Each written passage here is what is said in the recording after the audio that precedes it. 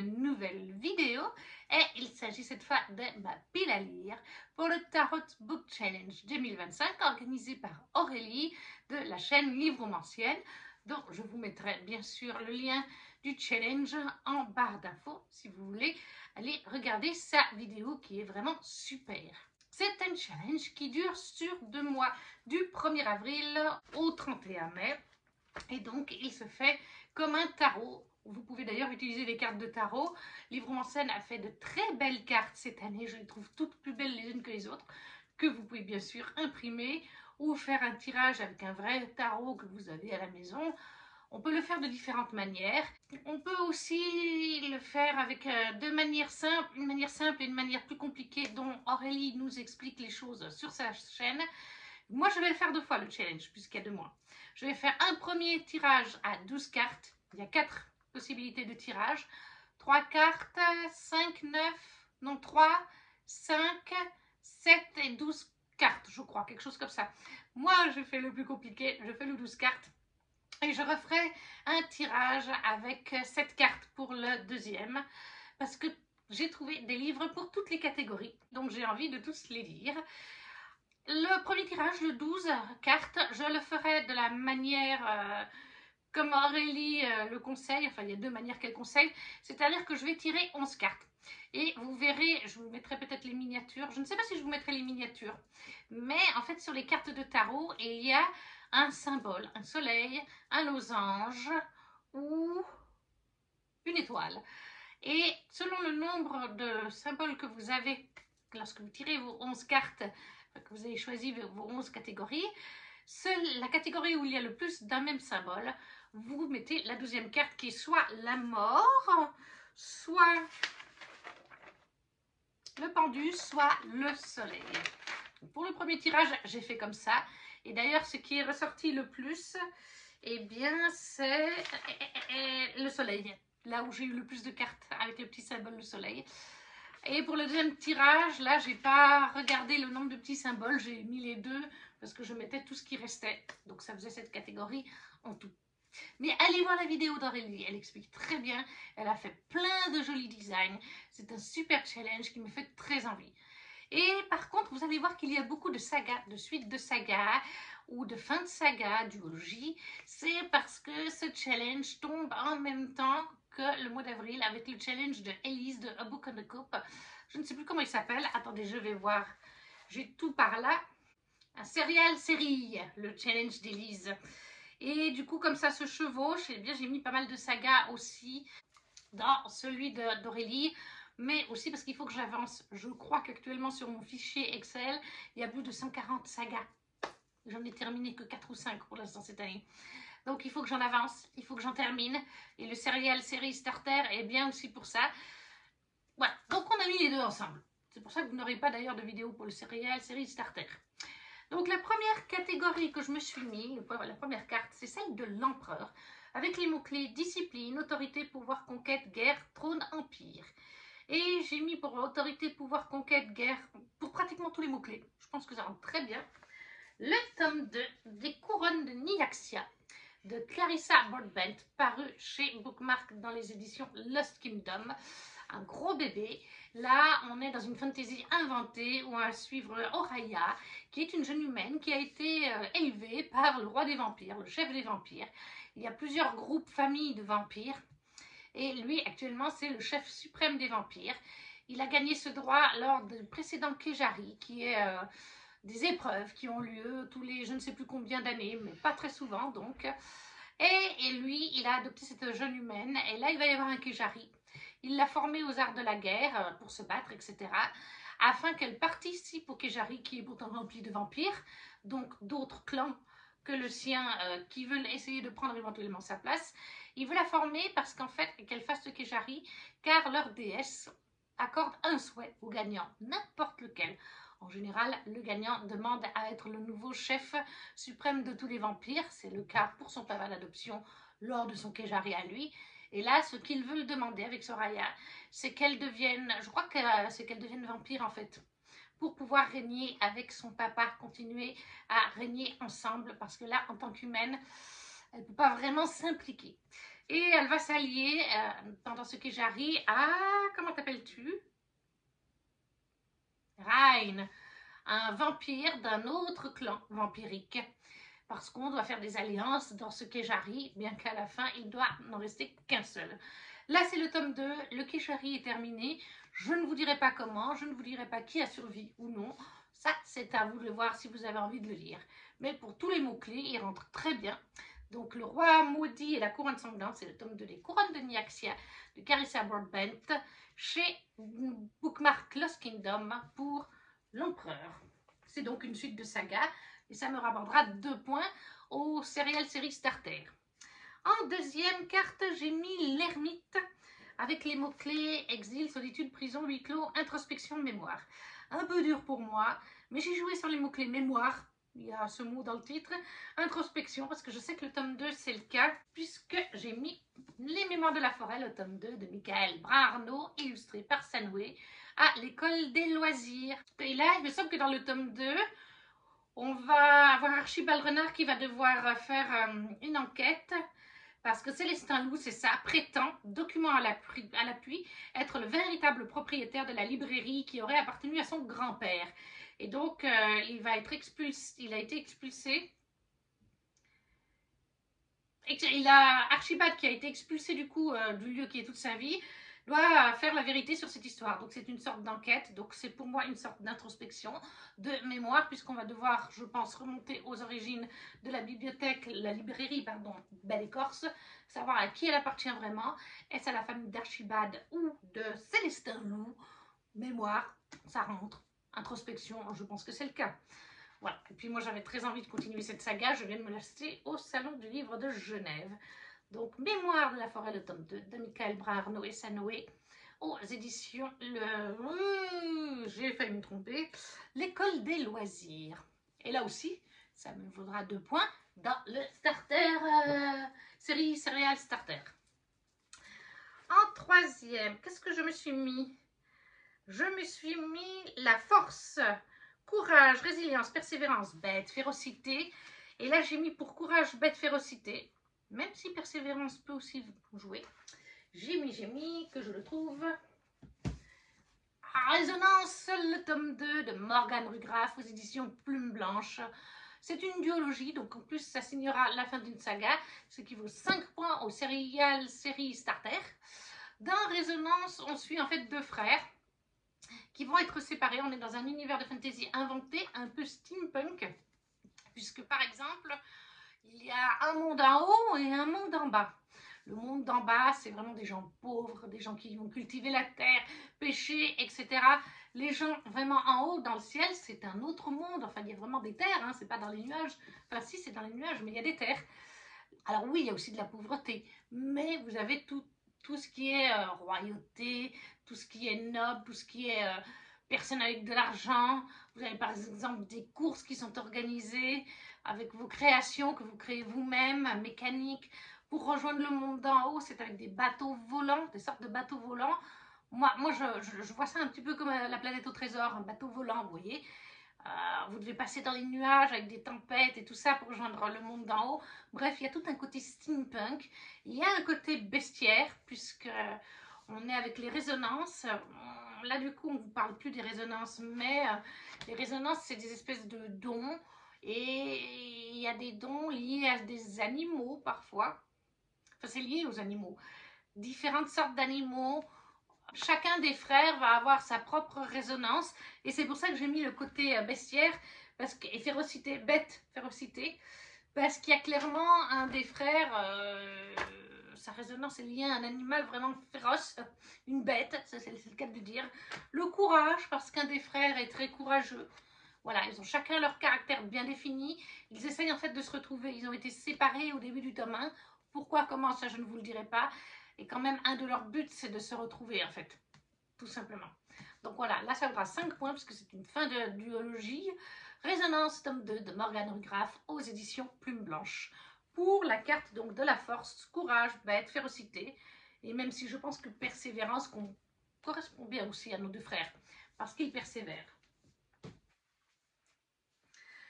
Nous avons aussi comme carte que je tirais l'impératrice avec les mots-clés maternité, indépendance, Regnum, Female Rage, Urban Fantasy.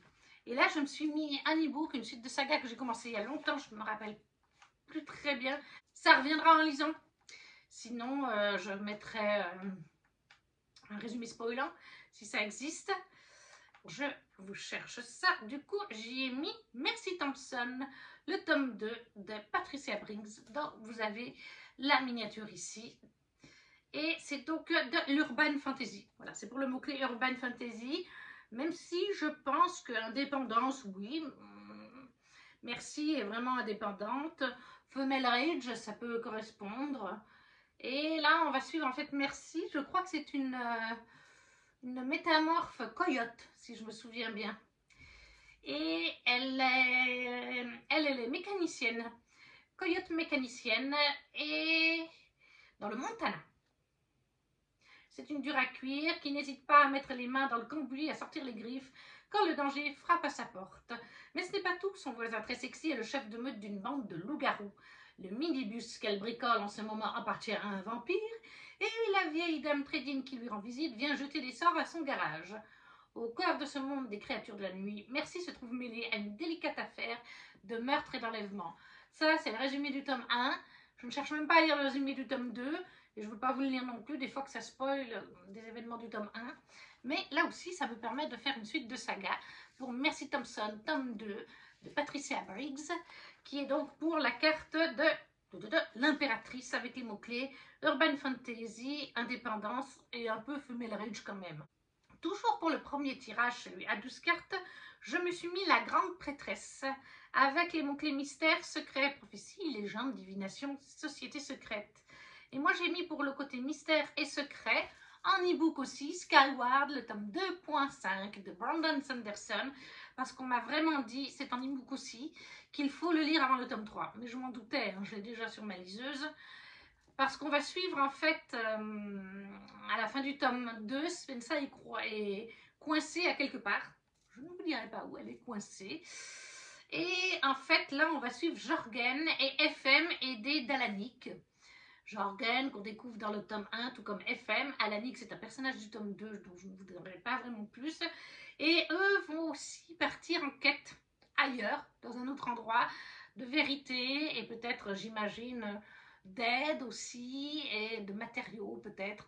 Parce qu'on est dans de l'ASF, dans Skyward, Brandon Sanderson, où en fait, on suit un groupe d'humains, enfin une humaine, Spensa. En tout cas pour la saga de base, après comme je vous dis il y a les petits 2.5 et compagnie. En fait Spensa, ce groupe d'humains est sur une planète, Détritus si je me rappelle bien.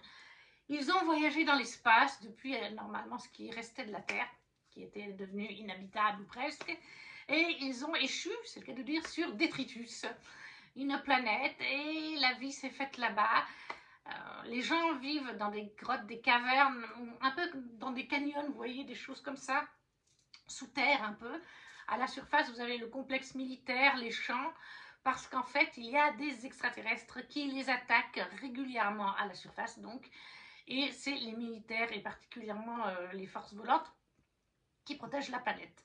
Le papa de Spensa était un grand pilote, mais un jour, il s'est retourné contre sa race, contre les humains, lorsqu'il pilotait. Au début, il se battait avec les pilotes, il faisait la formation contre les extraterrestres, et puis tout d'un coup, il s'est retourné contre les humains et commencé à canarder ses coéquipiers. Donc il a été tué, bien sûr, par ceux de ces derniers, et depuis, le nom de famille de Spensa n'est pas bien vu. Sauf que Spensa était petite fille, et lorsque l'alerte a eu lieu, elle était avec son papa, elle était presque à la surface. Ils faisaient une marche ensemble, et ce n'est pas logique pour elle. Son père n'aurait jamais trahi son pays, son père qui en parlait justement, et nous on a la scène, donc nous aussi on se dit, il y a un truc de bizarre. Son papa n'aurait pas trahi, c'était un homme bon, c'était un homme, un humain du côté des humains. Et Spensa, elle veut mener son enquête et elle veut remettre son nom au jour, regagner les blasons de son nom en devenant elle-même pilote et en montrant qu'elle peut être une bonne pilote et en même temps enquêter comme elle le pourrait pour découvrir ce qu'il s'est vraiment passé ce jour-là avec son papa. Ça, c'est vraiment la base. Moi, j'ai lu le tome 2. Le tome 2 fait très Stargate Atlantis sur certains points. Je n'en dirai pas deux, pas plus. Et là, il faut que je lise le 2.5 comme m'a conseillé l'ami de Ludivine, Nicolas. Voilà, parce qu'il m'a dit sinon pour le tome 3, ça peut un peu être pour la suite, ça va être un peu gênant. Mais je me suis mis donc Skyward, tome 2.5 de Brandon Sanderson, pour, du coup, comme je vous disais, la carte de la grande prêtresse, les mots-clés mystère et secret. Toujours pour le premier tirage, je me suis mis la lune avec les mots-clés illusion, utopie, énigme, peur, créature lunaire, protection. Et j'ai mis pour le mot-clé créature lunaire, protection, je pense qu'on peut nous dire oui, parce que j'ai eu le premier tome. Et après, énigme, peur, peur peut-être. Mais créature lunaire, totalement. Je viens de finir le tome 1 en ce mois de mars. Divine Darkness, le tome 2, d'Anatrice aux éditions Hugo, dans leur filiale Romantasy. Anatrice, est-ce que j'ai besoin de vous en parler? Là, on suit en fait Danae dans un royaume de fantasy complètement inventé, où vous avez littéralement plusieurs royaumes. Vous avez le royaume de jour, qui est le royaume du soleil, le royaume obscur, le pays du centre, le royaume d'acier, le royaume sylvestre, qui est doté de plein de créatures. Par exemple, vous avez les elfes de jour au royaume de Sun, pour la cour du jour. Les elfes de nuit au royaume de Night, son frère jumeau. Ils sont ennemis, hein, les deux frères d'ailleurs. Et vous avez des créatures, vous avez des sirènes, vous avez des vampires, vous avez des loups-garous. Je crois que vous avez des fées, enfin vous avez énormément de créatures. Il y a tout un bestiaire. Il y est d'ailleurs à la fin. Et Anna a une très jolie liste du bestiaire, si je me rappelle bien, dans un de ses posts Instagram. Et en fait, Danae, elle, c'est la princesse du royaume sous terre. Je ne sais plus comment s'appelle le royaume sous terre. Mais les humains sont partis se réfugier parce que c'est la guerre entre Night et Sun. Des fois entre les autres royaumes aussi. Et il y a très longtemps, ils sont partis se réfugier dans des immenses cavités et grottes, je ne sais pas comment décrire ça, souterraines, sous la terre, sous les royaumes, où ils sont très bien, où ils sont ignorés des Phaedras, des créatures magiques. Voilà, sauf qu'un jour, eh bien, Danae, il y a Sun qui vient et qui lui dit qu'il va la prendre pour fiancée. Elle va partir pour le royaume de Sun et entre deux, elle va être kidnappée par Night, son frère jumeau, afin de contrer les plans de Sun. Voilà, ça c'est vraiment la base, le tout début du tome 1. Je viens de terminer, je veux connaître la suite. Et en plus, ça me permet d'avancer une saga, ça vaut 2 points. Tout comme c'est le cas pour le livre d'avant. Ah non, pour le livre d'avant, c'était... pour le livre d'avant, Skyward aussi, ça m'avance de 2 points dans le challenge. Donc c'est tout bénef. À savoir aussi pour le challenge du série Starter, si vous commencez une série pendant le mois d'avril, vous perdez 2 points. Ça, c'est à noter. Et donc là, Divine Darkness, c'est pour la carte de la lune, créature lunaire. Protection, je trouve que c'est quand même un peu valable. Voilà, je ne peux pas en dire plus, mais voilà. Anatrice, Divine Darkness, le tome 2, chez Hugo, filiale Romantasy. Toujours pour ce premier tirage de 12 cartes, j'ai mis la tour avec les mots-clés chaos, apocalypse, dystopie, destruction, ruine, rupture. J'ai cherché un moment, c'est vraiment pas le genre de truc que je lis. Et j'ai pensé qu'un livre pourrait jouer. À la base, je me le gardais pour le mois d'octobre, pour le mois des créatures sanglantes. L'Ange déchu, le tome 3 de Marion Aubry aux éditions Plume Blanche, ce qui me fait valoir de terminer une trilogie, donc 5 points là aussi, pour le Serial Starter série, c'est pas si mal que ça. Dans L'Ange déchu, les mots-clés qui jouent, c'est chaos, destruction, apocalypse, ruine un petit peu. Je ne sais pas si on peut dire que c'est de la dystopie ou pas. En fait, on est dans une trilogie dans le futur des humains. Mais ce n'est plus du tout comme on est maintenant, puisque les créatures magiques sont sorties, les créatures démoniaques surtout sont sorties de l'ombre, et vous avez des démons, vous avez des anges déchus, vous avez des loups-garous, vous avez des vampires, et tout ce petit monde terrasse les humains, dévore des humains, transforme des humains, et vous avez en fait des humains qui ne sont pas tout à fait humains d'ailleurs, je crois de mémoire, qui ont créé des groupes pour protéger les humains faibles, pour pouvoir les protéger, oui, de toutes ces créatures. C'est des chasseurs de créatures, de démons. quelle que soit la créature. Et en fait, parce que à la base, il y avait les anges, les archanges et tout ça, mais ça fait bien longtemps que les anges et les archanges ont abandonné les êtres humains et que les créatures du mal, qui sont donc les créatures bien sûr de Lucifer, dominent la planète. Et c'est pour ça que certains humains un peu spéciaux ont créé des groupes de chasseurs. Ce côté-là me fait penser vraiment, par moments ce bouquin me fait penser à Supernatural, vraiment avec les chasseurs, même si là c'est des chasseurs un tout petit peu améliorés, c'est pas comme Dean et Sam, mais il y a de l'esprit. Je pense que si vous aimez Supernatural, moi j'adore cette série, j'avais vu vraiment jusqu'à la saison 7, 8, je ne sais plus, jusqu'à la fin avec l'arc des anges principaux là. Vraiment, ben, ces saisons-là avec les anges, les archanges, Lucifer, on est totalement dans la même ambiance. On a des personnages hauts en couleur et on a tout un world building autour de la religion. J'en ai parlé avec Marion lors du salon du livre de Genève. Je lui ai dit que c'était tome 1 et tome 2 mes livres préférés d'elle. Et elle m'a bien dit, et ça se sent, qu'elle a vraiment pris du temps pour étudier les religions, les mythes, légendes de la religion chrétienne, de Lucifer, de Gabriel, de Dieu. Et ça se ressent à travers tout ça. On retrouve des choses de la Bible, etc. D'autres fois tournées à la sauce de Marion, mais quand même qui ont une base sur la Bible. Il est vraiment super. Vraiment, je vous dis, si vous aimez la série Supernatural, je pense que ça peut vous plaire grandement parce qu'on est complètement dans cette ambiance-là. Et du coup, bah oui, c'est le chaos. Il y a un côté apocalypse, je ne peux pas vous dire pourquoi. Destruction, ruine aussi d'ailleurs. Donc l'ange déchu pour la carte La Tour de Marion Aubry, le tome 3 chez Plume Blanche. Et comme c'est une fin de saga, ça me vaudra 5 points.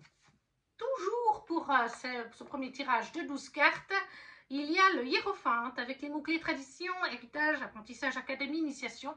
Là, tous les mots-clés rentrent. J'ai mis Atlas 6, le tome 2 en e-book, donc vous avez le visuel ici. Et pour Atlas 6, c'est de Olivier Black chez Michel Lafon. Et je vais vous résumer le tome 1 plutôt que le tome 2, ça vaudrait mieux. Une fois par décennie, les 6 magiciens les plus talentueux de leur génération sont appelés à concourir pour gagner la place au sein de la Société des Alexandriens, l'organisation la plus secrète et la plus élitiste du monde. Les élus se verront accorder une vie de savoir infini, de pouvoir et de prestige qui dépassera même leurs rêves les plus insensés. Chacune des 6 nouvelles recrues a des motivations qui lui sont propres pour accepter l'invitation ambiguë de la société, même si cela les implique de se rapprocher de son pire ennemi ou de trahir ses alliés les plus fidèles. Et tous se battront sans relâche pour obtenir le droit de rejoindre les rangs des Alexandriens, quitte à prendre le risque de ne pas survivre. Voilà. Donc, tous les mots-clés, là, vraiment, tradition, héritage, apprentissage, académie, initiation, tout joue pour cette saga. Et ça fait vraiment au moins 2 ans que je l'ai commencé. Donc, je me rappelle vaguement de certaines choses. À la fin, il y avait des retournements de situation assez incroyables. Mais peut-être qu'il faudra que je relise un résumé spoilant, peut-être. Parce que c'est un petit peu vague quand même. Mais voilà, pour le hiérophante, donc Atlas 6, le tome 2 d'Olivier, comme je vous ai dit, Olivier Black, hein, c'est ça. Olivier Black, tout à fait, Blake. Et toujours pour ce tirage de 12 cartes, nous avons le chariot avec les mots-clés victoire, promotion, quête, voyage, course, vacances. Là, j'ai mis le mot-clé quête. Je pense que voyage, victoire pourrait jouer quand même de mémoire. Et j'ai mis les gardiens les héritiers d'une gardia, le tome 2 chez De Saxus de Chloé Ponderada, puisque on est vraiment dans un univers de fantasy inventé. Là, je vous ai pris le tome 2, donc j'ai plus le résumé du tome 1 en tête. Mais on va suivre une jeune femme, Faith, qui vit dans ce royaume de fantasy inventé avec son meilleur ami, je ne sais plus comment il s'appelle, qu'elle considère un peu comme son frère. Et en fait, on est dans un univers, moi j'ai comparé ce tome 1 un petit peu à une sorte de Keleana, le trône de glace maintenant, puisque le nom a changé, de Sarah J. Maas. On a des inspirations, je trouve, de ça. On a cette jeune femme qui est une humaine à la base, mais elle va se découvrir certaines choses dans le tome 1. Elle va découvrir des choses cachées. Au pouvoir, c'est des failles. C'est des failles qui sont au pouvoir actuellement. et ils sont pas toujours tendres, les fae. Il y a des lois pas très top, vous risquez de vous faire tuer si vous, vous contrez ces lois, et même pas forcément, c'est même pas forcément des choses vraiment, même pas si vous volez ou tuez quelqu'un, ça peut être des choses des fois bien moins graves, hein. Voilà, et elle va découvrir des alliés, elle va se découvrir des ennemis, son frère de cœur va être lié à ça, une autre jeune femme. Voilà, j'ai retrouvé un petit peu cet aspect-là. Elle débute, elle est toute seule avec son frère.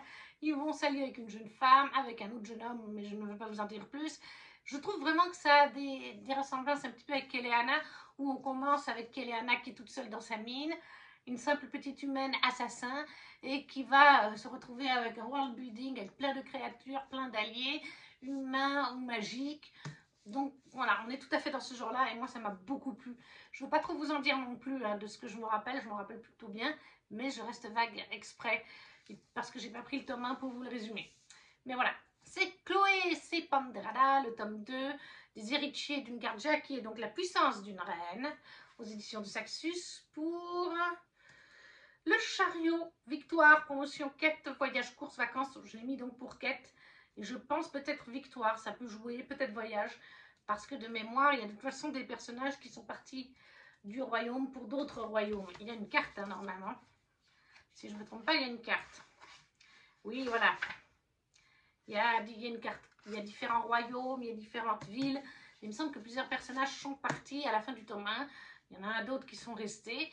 Il me semble qu'on suit un petit peu tous ces personnages, d'ailleurs. Donc, voyage pourrait aussi jouer à ce moment-là. Et encore une fois, ça me fait avancer de 2 points. Le challenge, c'est série starter. En dernier, non, c'est pas les derniers, je me suis mis après en 10e carte, le magicien, qui est avec les mots-clés magie, sortilège, occulte, expérience et folie. Et là, je me suis mis pour magie et sortilège, ça joue quand même. Dark Fairy Tales, le tome 2 de KF Brain chez les éditions Bookmark, filière Lost Kingdom. C'est une réécriture très spicy de La Belle et la Bête. Avec, on est dans un univers magique où on va suivre en fait notre jeune femme qui s'appelle comment? Là, on nous parle du héros, Nifan, qui est notre bête. Et on n'a pas le prénom de la jeune fille. Ah, ah, je ne sais plus, c'est elle qui nous parle dans le résumé. Je ne sais plus comment elle s'appelle.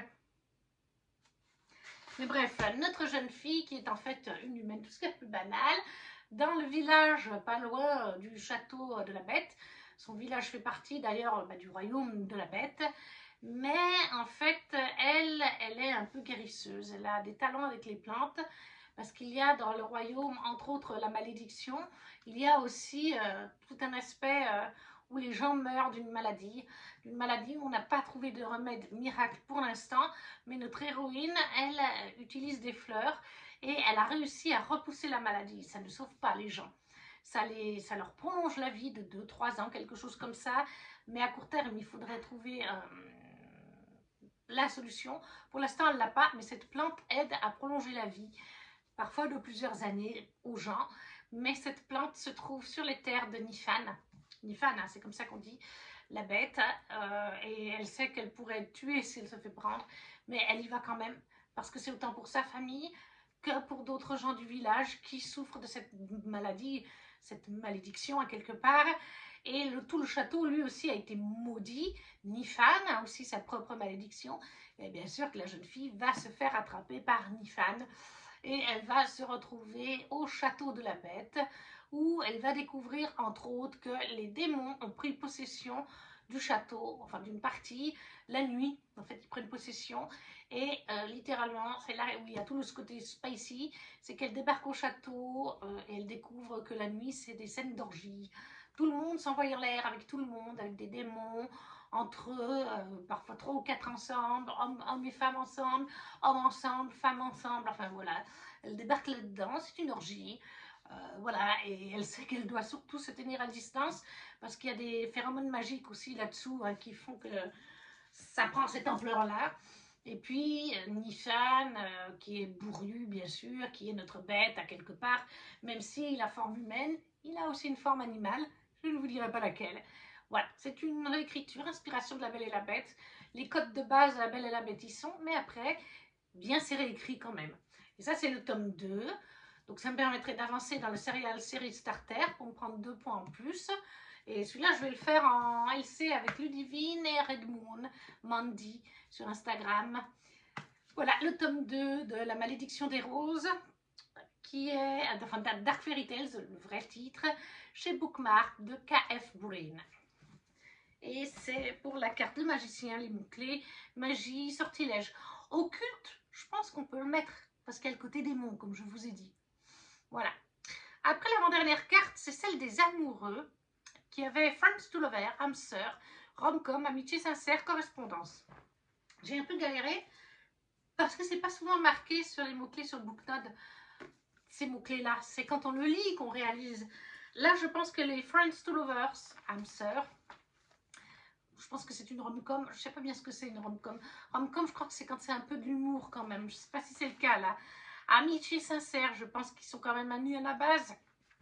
J'ai mis l'As de pique de Morgane Moncomble, que je considère comme une saga.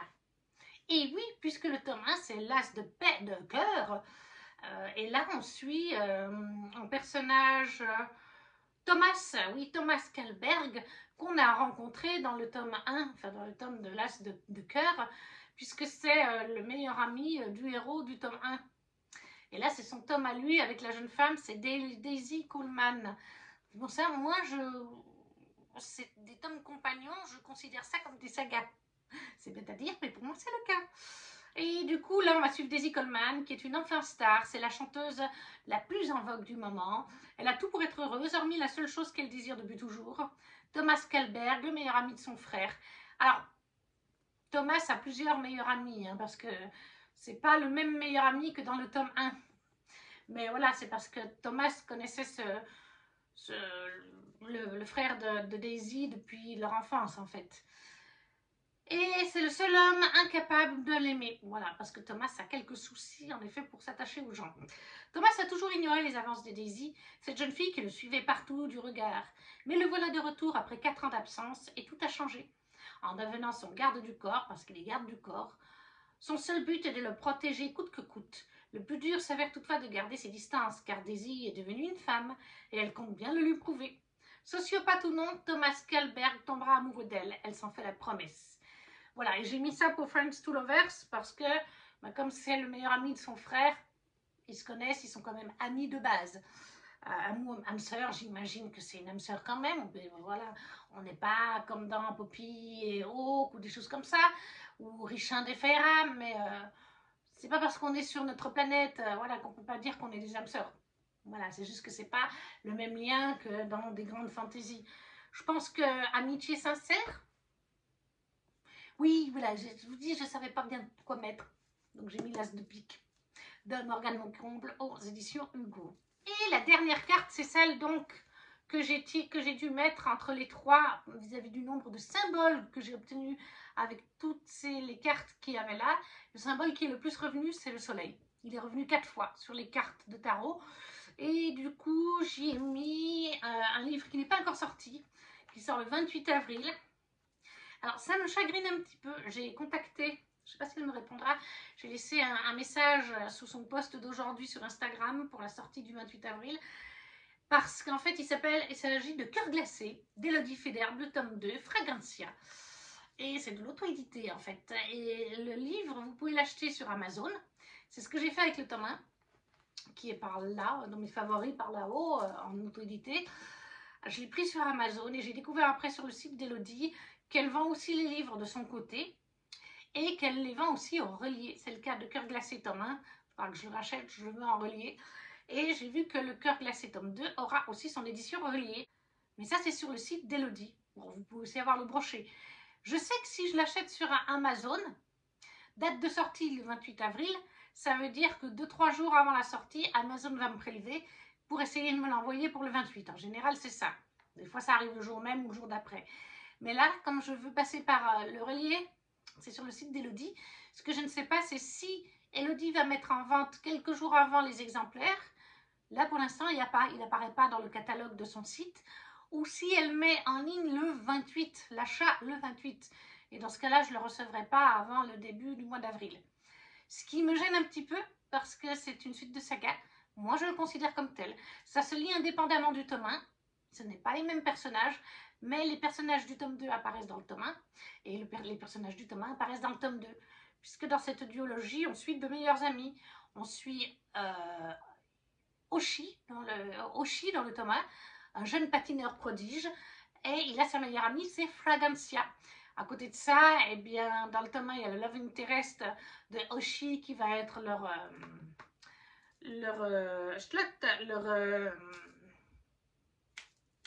leur professeur, leur coach. Et dans le tome 1, on découvre aussi un jeune homme qui travaille avec eux, Rich. Et Rich va être le love interest de Fragancia dans ce tome 2. Donc voilà, c'est pour ça que moi je considère que c'est une duologie. C'est des tomes compagnons. On peut ne pas lire un mais lire l'autre. Mais moi je lis les deux. Et je considère que du coup ça me ferait 5 points pour le serial série Starter. Voilà. Mais voilà, si je le reçois le 28, je peux m'y consacrer le 28, le 29 et le 30.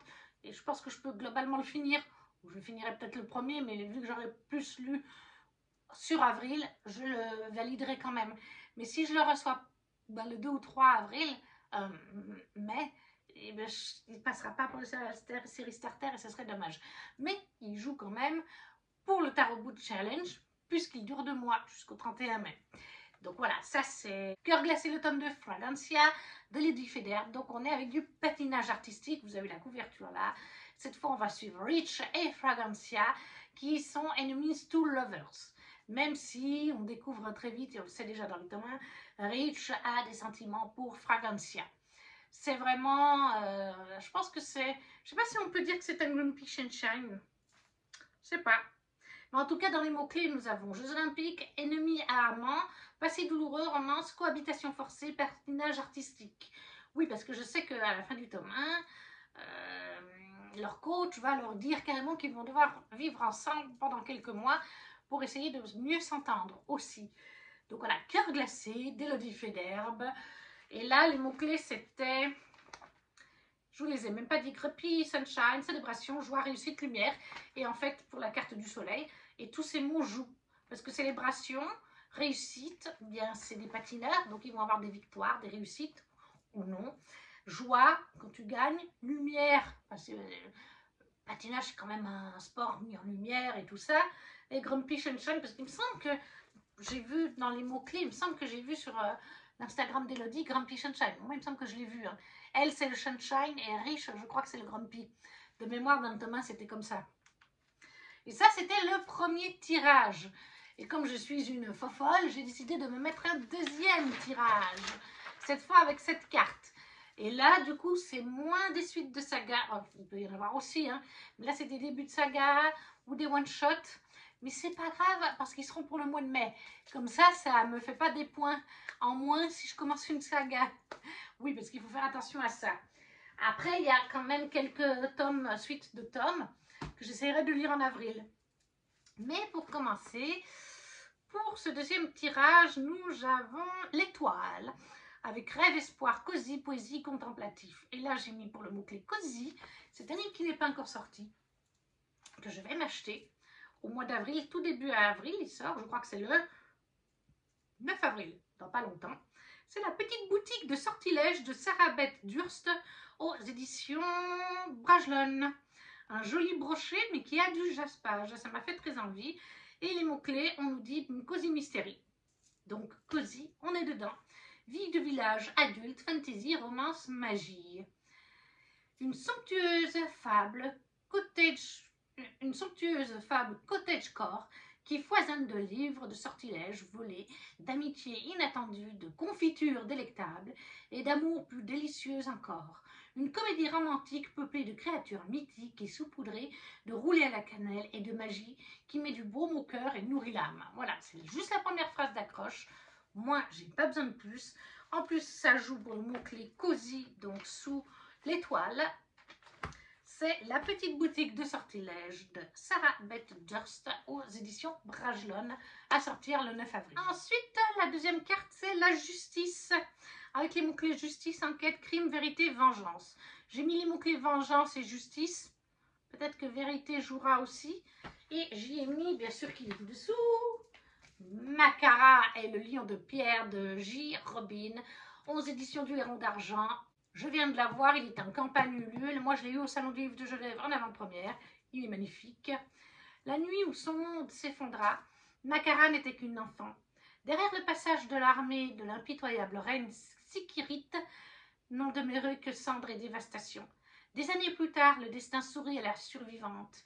Elle invoque par mégarde le lion de pierre, un artefact millénaire porteur d'un pouvoir immense.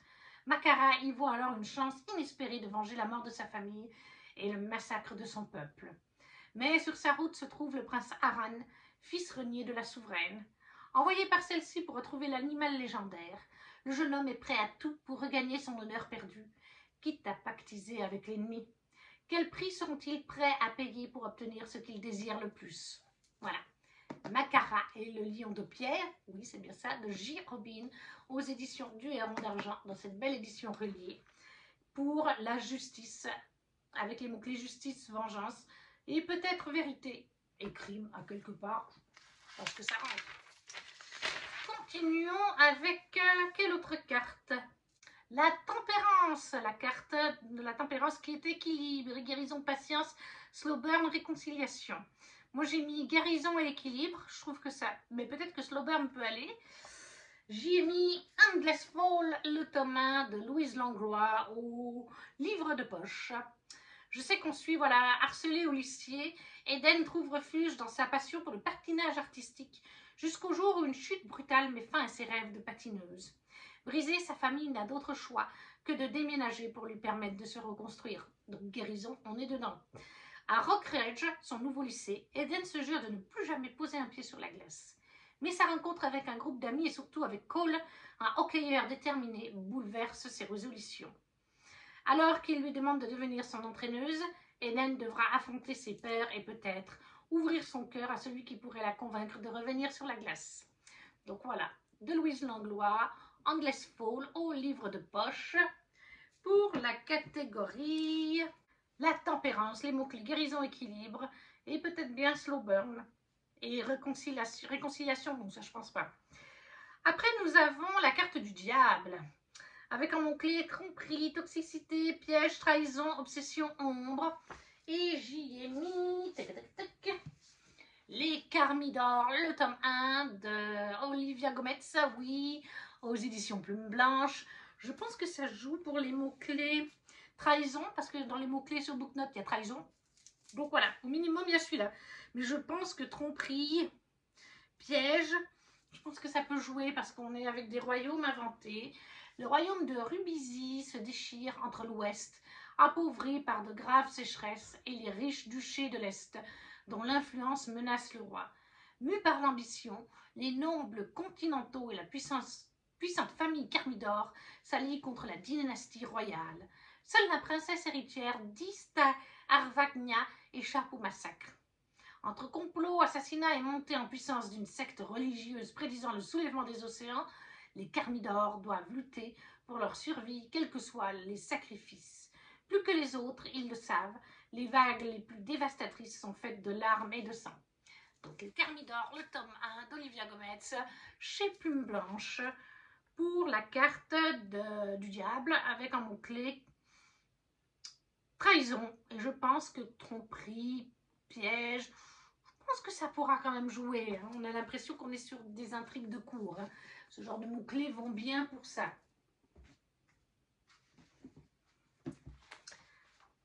Ensuite, pour la carte du fou, on a les mots-clés quête initiatique, roi de trip, épreuve, jeu, tournoi, nouvelle saga.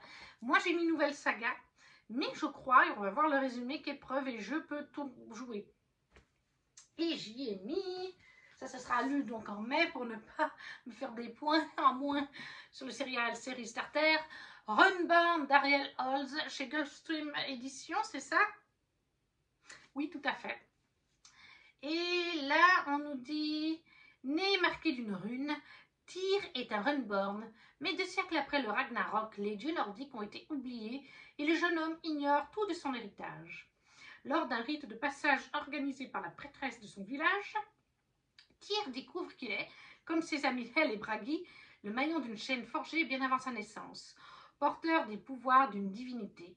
Ils doivent réunir les 24 runes dispersées dans le monde pour redonner vie aux dieux. Il leur faudra pour cela convaincre les autres Runborn ou s'approprier leurs runes par la force. Face au chemin de pavés de sang qui s'impose à eux, Tyr et ses compagnons sacrifieront-ils ce qu'ils sont pour accomplir leur mission sacrée? Donc voilà, ça c'est pour la carte du fou, avec, je pense, nouvelle saga, mais épreuve, peut-être quête initiatique, je pense que ça peut quand même jouer. Donc Runborn de Ariel Halls, le tome 1 chez Gulfstream Éditions.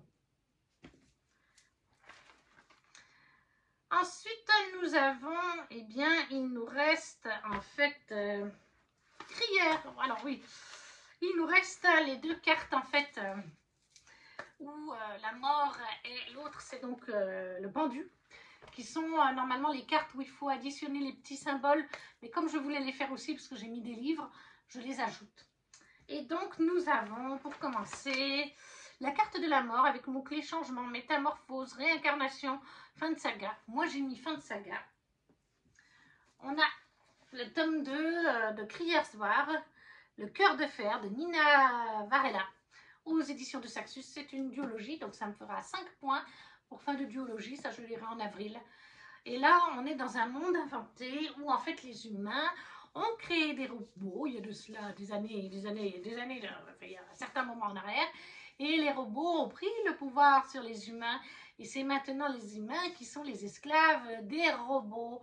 Sauf que la fille d'un robot, on les appelle les automae, hein, ces robots, eh bien, il a voulu une fille, donc il a créé une fille, il a demandé à ce qu'on crée sa fille, et elle évolue, plus le temps passe, plus elle évolue, hein, malgré tout, mais elle ne se sent pas comme les autres automae.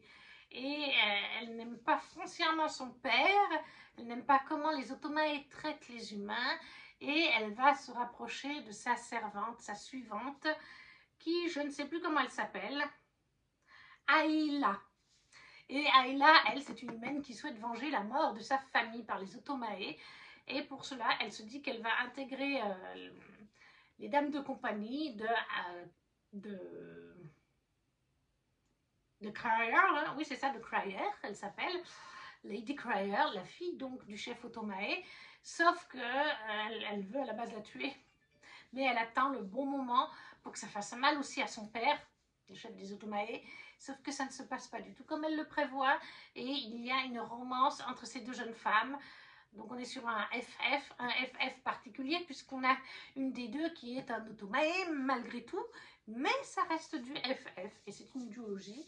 C'est donc un peu futuriste, robotique. Il y a des complots politiques aussi, parce qu'il y a plusieurs royaumes. Voilà, donc le tome de Le Crierswar de Nina Varela chez de Saxus pour la carte de la mort avec fin de saga tout simplement. Et le dernier livre, celui-là je le ferai au mois d'avril, je vais le commencer dès le 1er avril parce que je sais que je risque de mettre un peu plus d'un mois pour le lire en plus de ça. C'est pour la carte du pendu avec les mots-clés sacrifice, rédemption, voyage dans le temps, flashback et attente. Et je l'ai mis pour voyage dans le temps, ça me fait avancer une saga.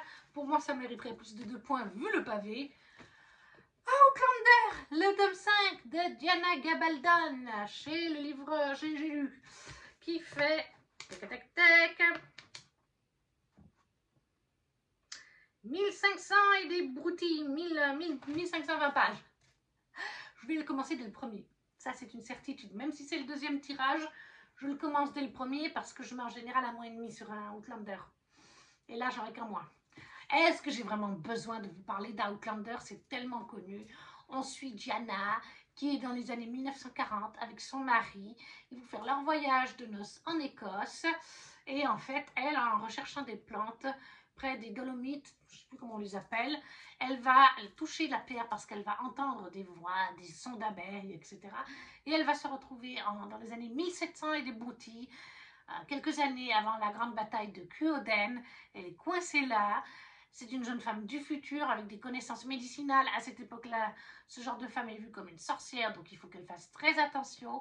Elle va trouver un allié en Jamie Fraser, qui va devenir petit à petit son grand amour. Et j'ai mis ça pour voyage dans le temps. Flashback peut aussi aller, puisqu'en fait, on voyage dans le temps. Des fois, on est dans les années 1940. Plus tard, dans les octobres, on est plus tard dans les années 1970, etc. On va dans les années 1700, genre 1720, après 1760. Bref, on voyage dans le temps. On a aussi parfois des flashbacks sur ce qui s'est passé entre deux, etc. Donc, les mots-clés jouent bien. Et encore une fois, ça me permet d'avancer une saga.